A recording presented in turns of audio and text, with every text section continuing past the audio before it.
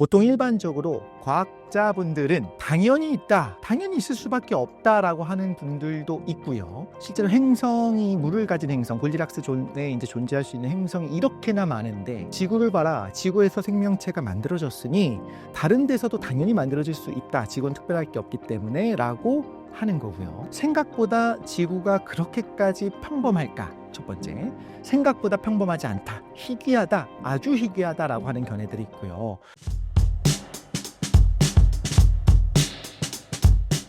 안녕하세요. 과학을 사랑하는 과학 덕후, 과학 커뮤니케이터 이독신입니다. 신사임당 채널을 사랑하고 DP를 사랑하고 여러분을 사랑합니다. 호기심이 왕성합니다. 호기심이 왕성하고 다양한 부분에 대해서 과학에서 이제 제가 만약에 여러 번 나오게 돼서 이야기를 하게 되면 다양한 시각들이 있고, 저는 과학도 일종의 믿음이라고 하는 중요한 부분이 있다고 생각하거든요. 근데 그 부분을 사정없이 제가 하고 싶은 말을 마음대로 하는 그런 콘텐츠를 만들도록 하겠습니다. 과연 외계 생명체는 존재할까요? 결론부터 사실 말씀을 드리면 과학자들 사이에서도 갈려요. 근데 여기서 과학자라고 하는 것도 너무 광의로 보는 것이고, 뭐 천체 물리학을 하는 분이냐, 혹은 뭐 그 안에서도 여러 가지로 세세하게 있을 거잖아요.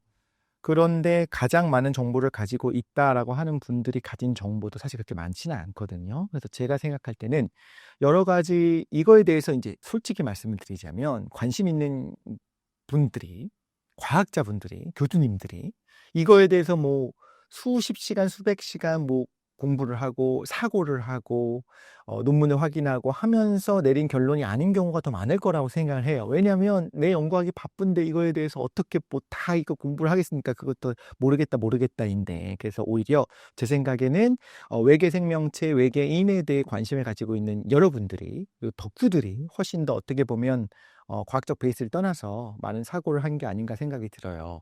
그래서 보통 일반적으로 과학자분들은 당연히 있다, 당연히 있을 수밖에 없다라고 하는 분들도 있고요. 사실 반대로 생각보다 그렇게 쉽지 않아라고 하는 분들도 있습니다. 그게 둘 다 가능하고 수학적으로도 가능하기 때문에 당연히 있다라고 하는 분들은 우주가 이렇게 넓고, 실제로 행성이 물을 가진 행성, 골디락스 존에 이제 존재할 수 있는 행성이 이렇게나 많은데 지구를 봐라, 지구에서 생명체가 만들어졌으니 다른 데서도 당연히 만들어질 수 있다, 지구는 특별할 게 없기 때문에 라고 하는 거고요. 물론 그렇게 해서 조우가 가능하냐는 다른 문제예요.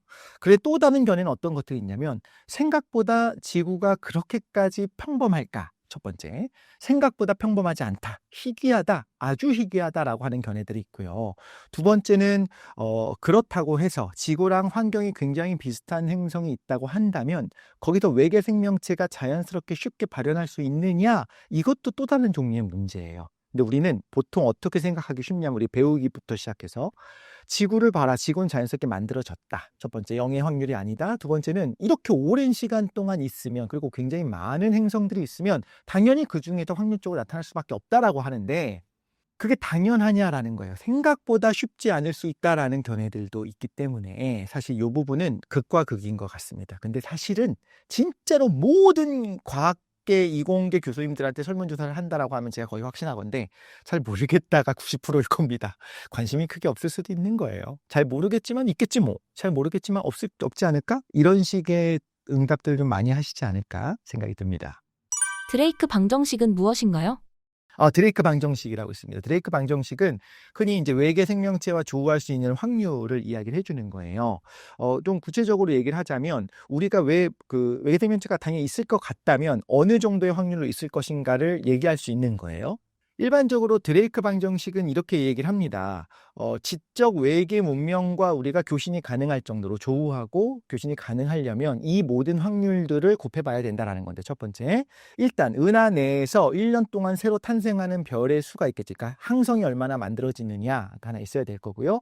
그 다음에 그 별이 행성도 있어야 돼요. 당연히 항성 위에서는 엄청나게 뜨거운 항성 위에서는 생명체가 나타날 수가 없으니까 행성이 있을 확률, 그리고 그 행성 중에서 우리 태양계만 보더라도 지구만 가능합니다. 금성도 불가능하고 화성도 불가능해요. 그래서 골디락스 존, 그러니까 생명체가 만들어지고 살 수 있을 정도의 행성의 평균 개수를 또 곱해야겠죠. 그리고 실제로 환경이 적절하다고 해서 실제 생명이 탄생하는 것이 확실한 건 아니에요. 그래서 이 확률을 또 곱해야겠죠. 그런 모든 환경이 지구랑 똑같지만 생명이 나타나지 않을 수도 있잖아요. 그래서 생명이 나타날 확률, 이거 계산할 수 있을까요? 솔직히 계산 못합니다. 근데 어쨌든 탄생할 확률이 있을 거고요.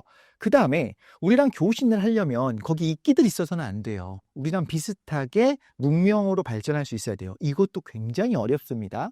좀 향후에 구체적으로 말씀드릴 수 있을 텐데, 생명이 원핵생물, 세균 같은 것이 출현하는 것은 생각보다 쉬울 수 있어요. 지구에서는 한 3억 년 만에 나타났어요. 그런데 고등생물 말고요, 진핵생물이라고 하는 세균 안에 미토콘드리아가 들어오는 그 사건이 그 후에 20억 년이 걸렸고, 그리고 많은 생물학자들이 동의하기로 단 한 번 일어났어요. 쉬운 일이어서 굉장히 많은 세균들이 넘쳐나는데 그 중에서 미토콘드리아가 얘한테도 들어오고 쟤한테도 들어오고 여기저기 들어온 동시다발적으로 일어난 사건이 아니라 20억 년이라고 하는 세균이 지구에 번성하는 그 사건 동안에 단 한 번 일어났고, 그 후손들이 지금 이렇게 분화해서 이렇게 수많은 생태계를 구성하게 된 거예요. 쉬운 일이 아닙니다. 그런데 심지어 지적 문명이 되어야 된다, 교신이 가능할 정도로 이 확률이 높지 않다라는 거예요. 그 다음, 지적 문명이 생겼습니다. 우리가 외계와 통신이 가능해진 게 얼마나 됐을까요? 우리가 문명이 나타난 거는 그래도 10,000년 이상으로 볼 수 있겠습니다만, 라디오 전파를 통해서 여러 가지 방식을 통해서 외부와 접촉하고 읽을 수 있게 된 거는 100년도 안 됐죠. 우리 은하가 우주의 전부가 아니고 외부 은하가 있구나, 우주의 크기가 10만 광년 정도가 아니고 실제로 이렇게 크구나라는 걸 알아낸 게 100년 정도밖에 안 됐습니다. 생각보다 인간도 그래요. 그렇다면 실제로 교신할 수 있을 정도로 기술을 가지게 될 확률은 10,000분의 100인 거예요. 우리 인간을 기준으로 했을 때. 자, 그리고 실제로 그런 상태로 기간이 중요한데요. 우리 인간이 10,000년 뒤에도 과연 이렇게 외계 생명체를 찾고 있을까요? 1,000년 뒤에는 우리가 문명이 그대로 유지될까요? 뭐 여러 가지 이유로 인해서 환경 오염이 됐든 핵전쟁이 벌어졌든 해서 다 사라졌을 수도 있잖아요. 46억 년의 지구의 그 나이 동안 실제로 외부 행성과 외부 다른 외계인과 교신할 수 있는 문명을 갖춘 기간이 한 500년, 1,000년밖에 안 된다고 한다면 46억 분의 500입니다. 그러면 다르게 말하자면 300년 전에, 400년 전에 저 우리 근처에 있는 별에서, 행성에서 외계인들이 우리에게 교신을 보냈을 수도 있어요. 야, 저기 생명체 있으면 응답해라 오바. 여러분이라면 어떻게 보내시겠어요? 신호로 보낸다면? 여러 가지가 있을 수 있겠습니다. 그 중에 하나가 뭐가 있냐면 소수를 보내는 거예요. 소수 신호로 깜빡깜빡, 그냥 주기적으로 깜빡깜빡하는 건 그게 자연적인 건지 아닌지 알 수가 없잖아요. 근데 지적인 생명체가 아니면 하지 못할 신호, 그 중에 하나가 이제 소수인 거죠. 소수라고 하죠. 그럼 프라임 넘버로 보내는 겁니다. 그런 게 500년 전부터 한 200년 동안 왔다고 가정을 해볼게요. 근데 300년 전에 끝났어요. 그럼 우리는 모르고 지나가는 겁니다. 그럴 가능성들, 이 모든 확률들을 다 곱했을 때 실제로 얼마나 우리가 조우할 수 있겠느냐, 교신할 수 있겠느냐를 하게 되는데, 지금 설명하는 내용에서 아마 유추할 수 있겠지만 이걸 굉장히 가능성이 높다라고 볼 수도 있어요. 그러니까 수천억 개 이상의 지구 같은 행성이 있을 확률이 수백억 개, 수천억 개는 된다라고 계산할 수도 있고요. 그 확률을 봤을 때. 그럼 그 중에서 생명체가 나타나는 거는 너무나 당연하게도 있을 것이라고 계산할 수도 있고요. 이걸 굉장히 회의적으로 보게 되면 이게 쉬운 일이 아니다. 지구 같은 환경도 쉽지 않고, 거기서 이렇게 문명이 나타나는 것도 쉽지 않고, 문명이 나타나서 생존하면서 이렇게 교신을 주고받는 환경이 갖춰진 것도 쉽지 않다라고 한다면, 우리 은하에 어쩌면 지구가 유일하다, 지구도 굉장히 기적적으로 됐다라고 생각할 수도 있어요.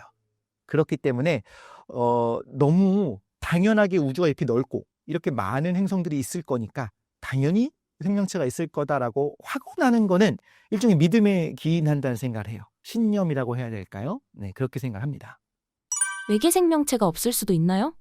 생각보다. 그래서 이건 뭐라고 얘기를 하냐면, 우주가 이렇게 넓고 이렇게 오랜 시간이 지났으니 당연히 있고도 몇 번 리뉴얼이 됐을 거다, 뭐 멸망했다가 다시 만들어지고 했을 거다 하기도 하지만, 다르게 이렇게 얘기하기도 해요. 우리가 첫 번째입니다. 앞으로도 없을 거다, 이건 알 수 없죠. 그런데 지구는 사실 굉장히 희귀하게 특별한 상황이고, 지구 같은 상황으로 우리의 후손이라고 할 수는 없겠죠. 이런 상황으로 계속적으로 나이가 들면서 우리 태양도 말하자면 이렇게 확 폭발도 할 것이고, 폭발하지 않겠군요. 이제 백색해성으로 사그라들고, 그러면서 뭐 다른 행성들이 나타나고 이런 일들이 벌어질 텐데, 우리가 가장 첫 번째일 수도 있어요. 어쩌면. 네, 그렇기 때문에 앞으로도 가능성이 없다라고 하는 건 아니에요. 생각보다 당연히 있을 수도 있을 것 같고요. 물론 조우하기는 쉽지 않겠지만, 그런데 이런 견해도 있다라는 겁니다. 지구가 생각보다 특별하다. 그리고 우리가 제일 지금 빠르게 하고 있다. 우리가 프로토스다. 이렇게 생각할 수도 있겠죠. 외계 생명체를 찾기 위한 시도가 있었나요?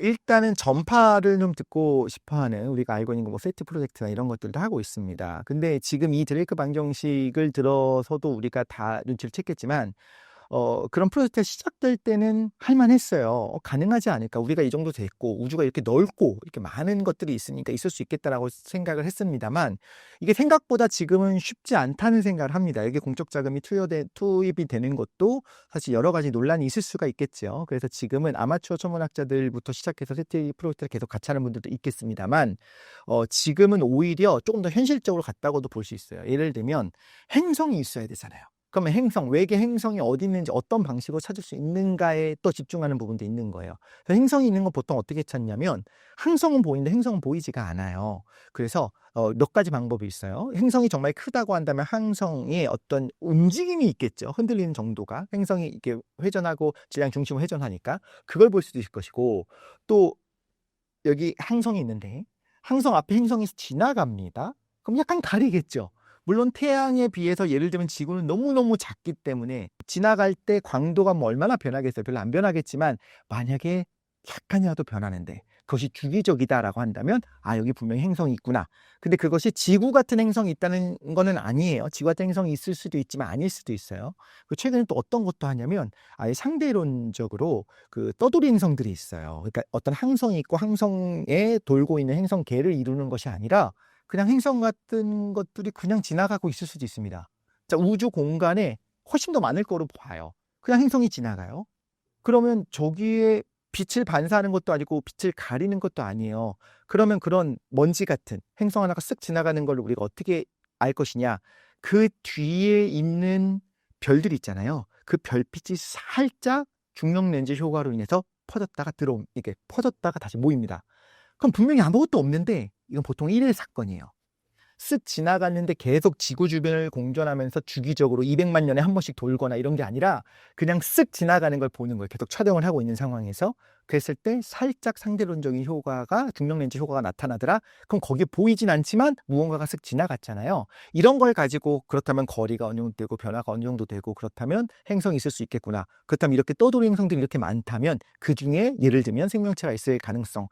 떠도리 행성이 더 쉽진 않겠지만 이런 식으로 연구들을 하고 있거든요. 제가 드리고 싶은 말씀은 정말로 외계 생명체, 특히나 이제 지적 생명체, 언어가 있는 그런 생명체와의 조우를 통해서 연구를 하는 분들도 있고 과거에 우리가 생각하는 건 그런 거였지만 지금은 좀 더 현실적으로 외계 행성을 어떻게 찾을 것인가, 그 행성의 환경을 어떻게 분석할 것인가, 이 부분에 대해서 계속적으로 이제 연구를 구체적으로 한다는 이야기입니다. 왜 항상 외계 생명체를 찾을 때 물이 있어야 한다고 하는 건가요? 이렇게 생각해야 될 것 같아요. 물 기반이 아닌 경우도 있을 수가 있겠죠. 어떤 환경에서는 예를 들면 지금보다 중력이 훨씬 더 세다든가 그런 환경과 온도와 압력이 다른 상황에서라면. 근데 하나의 전제는 이런 것 같아요. 일단 물이 특별하긴 한데 특별하면서도 우리 우주에서 물이 특별하면서도 흔해요. 흔해야 돼요. 자, 우리 우주에서 지구가 이 처한 환경이 특별하지 않다. 그럼 지구 주변의 환경이랑 비스무리할 거다라고 하는 전제 하에 우리가 생명이 있을 거다라고 생각을 하는 거예요. 만약에 지구가 우리 우주 안에서도 굉장히 특별한 환경에 있다라고 우리가 생각을 한다면 그런 특별한 확률이 낮잖아요. 그러면 실제로 생명이 있을 가능성도 낮아지겠죠. 그런데 지구는 흔해 빠진 환경이다. 물론 이것도 흔해 빠지지 않았다고 하는 견해가 있다고 제가 말씀드렸습니다. 흔한 환경이라고 생각을 한다는 거예요. 그래서 그 중에 하나가 뭐가 있냐면 일단 원자 번호가 작은 원소들이 많아요. 우주에 제일 많은 거는 수소고요. 그 다음 많은 것은 헬륨입니다. 그리고 그 다음으로 한다면 뭐 탄소가 됐든 산소가 됐든 이런 것들이 우주에 굉장히 많은 양이 상대적으로 많은 양이 있어요.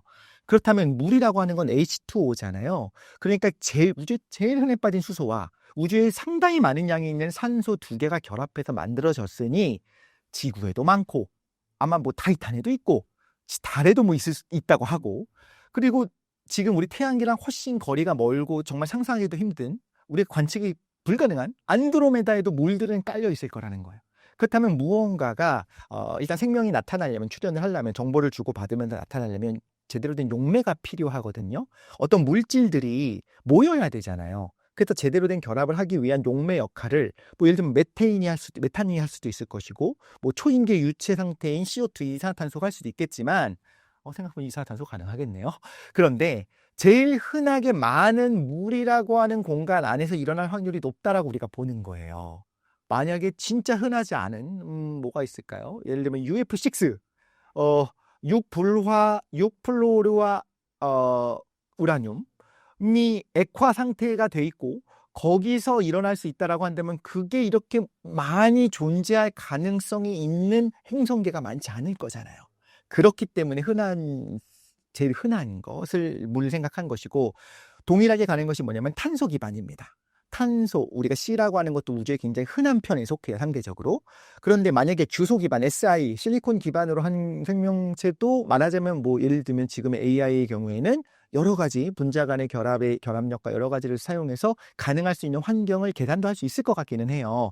그런데 주소 기반의 생명체가 나타날 수 있을 정도의 환경과 그 주소의 양을 비교했을 때 탄소 기반의 생명체가 나타날 수 있는 환경이 훨씬 더 많고요.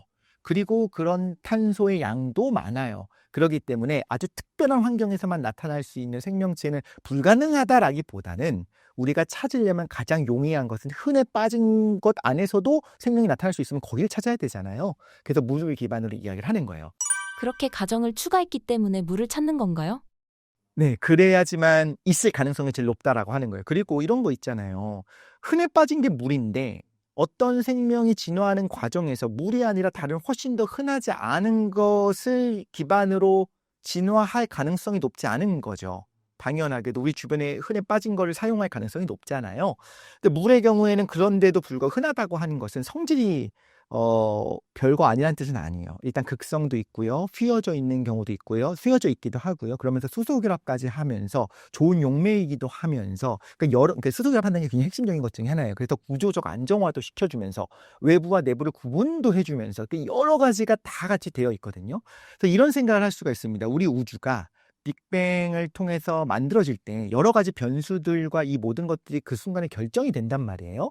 그때 전자기력들, 그러니까 중력도 있겠지만 전자기력, 그 수많은 여러 가지 네 가지 힘들의 변수들이 결정되는 타이밍에 랜덤하게 여러 가지가 가능했겠죠. 근데 지금같이 물이라고 하는 어떻게 보면 정말 신이 내린 어마어마한 진짜 이렇게 흔해 빠졌는데도 불구하고 이렇게 소중한 그런 원소, 그런 분자가 가능한 우주가 아니었으면 지구도 나타나기 힘들었고 생명체가 나타나기도 힘들었을 거예요.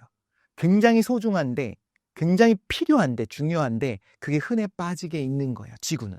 상장 생각해보면 그렇잖아요. 지구는 70%가 물이잖아요. 우주에서 보면 우리가 파란 별이잖아요. 근데 다른 행성들 보면 물이 이렇게 많은 곳이 없어요. 행성들을 보면. 그렇기 때문에 우리한테는 별거 아니고 흔한 것처럼 느껴지만 사실은 이게 굉장히 중요한 거거든요. 소중한 거고. 그럼 물이 귀하냐? 귀하긴 귀한데 한편으로는 우주 전체에서 봤을 때 물 아닌 다른 생명체 기반이 진화 과정에서 나타날 수 있는 다른 용매들, 어떤 뭐 유체들에 비해서는 우주에 훨씬 더 많다라는 거예요. 그러니까 우리 우주 빅뱅이 일어날 당시에 결정되는 변수들에게 우리가 감사해야 되는 이유이기도 합니다. 우주에서 물을 발견했을 때 얼음으로 발견되는 이유가 무엇인가요? 네. 근데 이런 건 있을 수 있어요. 바깥쪽은 얼음인데 안쪽에는 액체의 상태의 물이 있을 수 있어요. 얼음 상태에서는 생명체가 나타나기 힘들 거예요. 그러니까 가능은 하겠지만 이거는 속도의 차이예요. 너무 온도가 높아서 수증기 상태가 된다면 여기서는 분자 간의 움직임이 너무 격렬하고 실제로 생명 현상이 유지되기 쉽지 않을 거예요. 그런데 너무 또 차갑다, 얼었다라고 한다면 여기서는 분자 간의 움직임이 거의 정지해 있잖아요. 그럼 서로 인터랙션을 하면서 무언가 새를 불려나가면서 내부와 외부의 공간을 분리를 하고 살아나가는 생명체가 만들어지기 쉽지 않거든요. 액체여야지만 그 안에서 모여서 무언가 외부 내부를 구분하기 시작하고 뭐 RNA랄지 자기 유전 물질과 그런 그 효소를 같이 역할을 겸하는 단백질의 역할을 겸하는 물질들이 많게 나타나게 될 거예요. 그래서 생각할 수 있는 하나의 흥미로운 포인트는 태양 에너지가 굉장히 중요하다고 우리가 생각을 하잖아요. 그런데 사실 해수 열수공이라고 있습니다. 아주 깊은 바다에 너무너무 뜨거워요. 지열 때문에. 그런데 뜨거운 물이 막 뿜어져 나와요. 뜨겁다는 건 거기 에너지가 풍부한 물질들, 유기 물질들이 같이 있을 수 있다는 걸 얘기해요. 원료들이 있다는 걸 얘기해요. 그런데 우리가 모든 생명체의 기반이 태양을 기반으로 했으면 거기는 막 200도, 300도씨의 물이에요. 물론 압력이 너무너무 높기 때문에 끓진 않아요. 액체는 액체예요. 거기서 생명이 나타나지 않아야 될 것 같은데 거기도 사는 생명체들이 있습니다. 그 말을 생각을 해본다면 그러면 두 가지가 있을 것 같아요. 첫 번째, 에너지가 있으면 생명이 나타날 수 있는 거 아니냐에 대한 하나의 증거예요. 그런데 두 번째, 그럼에도 불구하고 액체여야 된다. 뜨거우니까 대신에 압력이라도 높아야 된다. 근데 하나 딱 또 생각나는 거 말씀을 드릴게요. 그러면 완전히 독립적으로 나타났느냐? 바깥쪽에 있는 우리 태양 에너지를 기반으로 한 이런 생명체들이 있을 것이고 그 깊은 곳에서는 그냥 다른 종류의 에너지원을 가지고 살아나가는 생명들이 있어요. 완전 다른 방식으로 진화를 했다면 DNA가 공유될 이유가 없겠죠. 걔네들이 DNA라고 하는 정보 저장 체계를 가지고 있을 이유가 없는데 가지고 있어요. 그 말은 다르게 말하자면 DNA 같은 것은 당연히 생긴다가 아니라 아주 놀랍게도 DNA라고 하는 어떤 유전자 전달 저장 물질, 그런 정보의 저장 물질이라고 하는 거는 아주 독특하면서도 지구에서 단 한 번 생겼다라고도 볼 수 있어요. 역으로 말하자면 여기 가보고 저기 가보고 어떤 세균과 고세균과 이런 것 저런 걸 보다 보니까 DNA 말고 DNA ATGC라고 하는 4가지 염기로 돼 있는 거 말고 아예 다른 종류로 데이터가 정보가 저장되고 어떤 유전되는 물질들이 발견됐어. 심지어 코도니 지금의 경우에는 그런 유전 암호가 3개의 염기로 이루어져 있거든요. 4개인 것이 발견됐어. 아미노산이 있는데 완전 다른 종류의 아미노산들로 이루어진 독립적인 체계가 있어.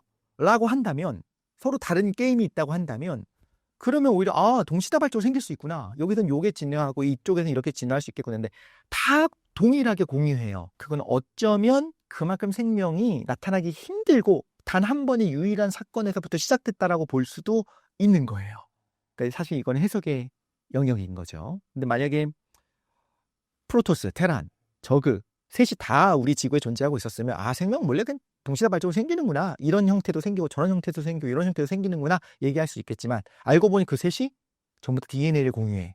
그 말은 공통조상은 똑같은 DNA를 쓰는 훨씬 더 이제 하등 어떻게 보면 세균 같은 형태였을 수도 있을 것이고 그렇다면 결국엔 한 번의 사건으로 나타났겠구나. 공통조상이 있겠구나라고 이야기할 수 있겠죠. 공통조상이 없이 독립적으로 나타났다면 셋은 서로 다른 유전 물질을 쓰기 때문에 서로 그렇죠. 그게 안 되겠죠. 외계 생명체에 대해 추가로 설명해 주신다면요? 그래서 사실 제 생각에는 우리 지구에 생명이 있지 않습니까? 생물이 있고요. 자연적으로 만들어졌고 그러니까 요거를 부정하기는 힘들어요. 만들어졌습니다.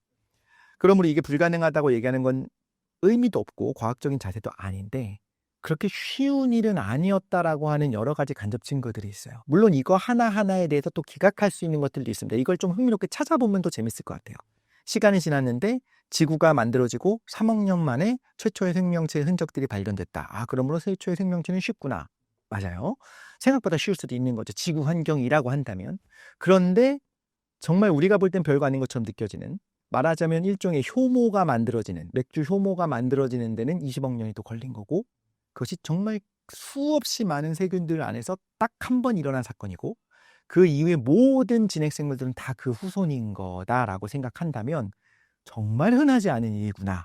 그러면 우리가 이렇게 본다고 해서 예를 들면 외계인이 존재하지 않는다든가 이렇게 얘기하는 건 아니에요. 그런데 조금 더 깊이 공부를 한다고 해야 될까? 조금 더 깊이 우리가 좀 파고들면서 그 정보들을 모으다 보면 생각보다 많은 부분에 이제 커다란 블랙박스가 있어요. 그래서 A까지는 오케이 왔어. 그래서 여기서 이제 B 단계로 나가는데 이 안에는 어떻게든 되겠지. 오랜 시간이 지나보다 보면 어떻게든 되겠지. 넓으니까 어떻게든 되겠지라고 넘어갔지만 사실상 그게 굉장히 쉽지 않다. 그리고 이 부분은 학자간 연구가 좀 필요하다는 생각을 해요. 지금까지는 당연히 외계 생명체라고 하니까 우리가 좀 천문학, 천체물리학 이쪽을 비롯한 천체생물학과 여러 가지를 같이 학자간 연구를 했었습니다만 이 환경에서 과연 가능한가? 지금 실제로 존재하는 여러 가지 이제 학자한 연구들이 있겠죠. 화학자들도 필요할 것이고 생물학자도 필요할 것이고 또한 제 생각에는 그 생명의 정의를 좀 다르게 할 수도 있거든요. 그래서 정말 자유로운 상상을 하면서 같이 연구할 것들이 좀 필요하고 그거는 한쪽 분야에 깊이 파고 있는 분들이 잘하기도 하지만 우리 같이 그냥 과연 외계 생명체가 있을까를 깊이 공부하면서 다양한 분야의 어떤 학문적인 것들을 섭렵하는 분들이 자유로운 상상을 통해 또 나올 수도 있는 부분이 있다고 봐요. 약간 그 우주에 너무 포커스를 맞추지 않고 생명이 얼마나 신비한가에 포커스를 맞춰도 흥미로울 수 있을 것 같습니다.